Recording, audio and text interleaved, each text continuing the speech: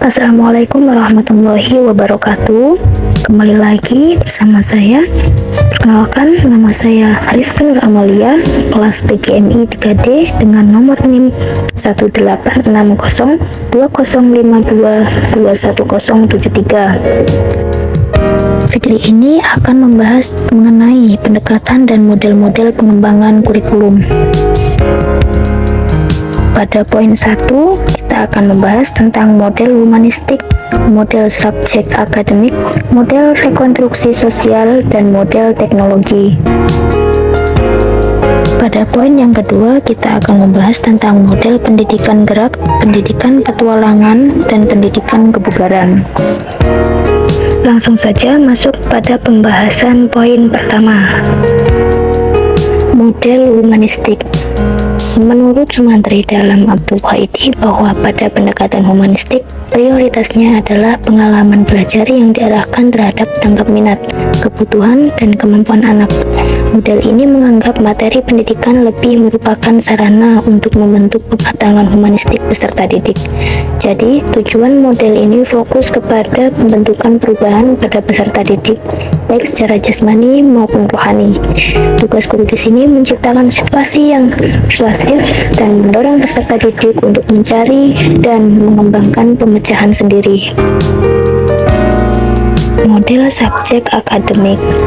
Prioritas pendekatan ini adalah mengutamakan sifat perencanaan program dan juga mengutamakan penguasaan bahan dan proses dalam disiplin ilmu.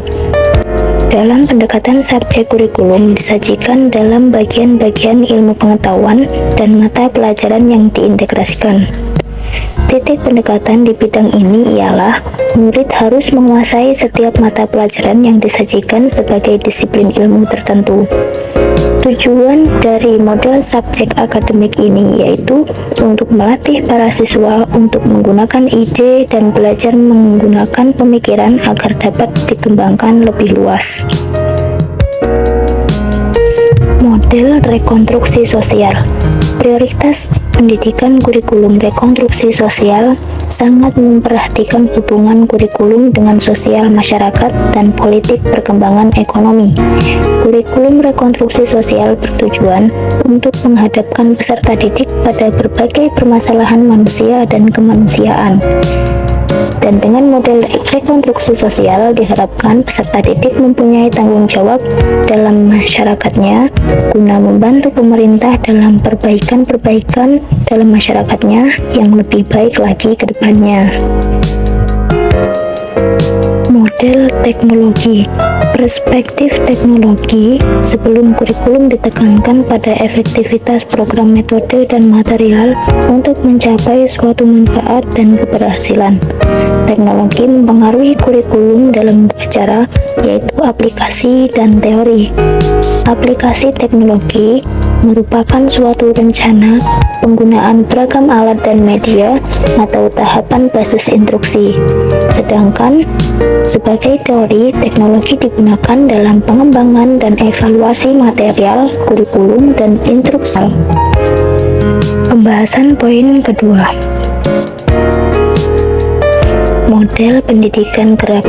Model pendidikan gerak merupakan pendekatan dalam pengembangan kurikulum yang menekankan pentingnya aktivitas fisik dan olahraga dalam pendidikan.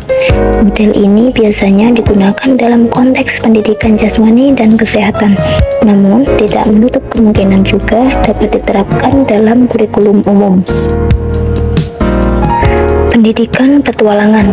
Pendidikan petualangan merupakan pendekatan yang menekankan pembelajaran melalui pengalaman nyata, eksplorasi, dan tantangan fisik maupun mental.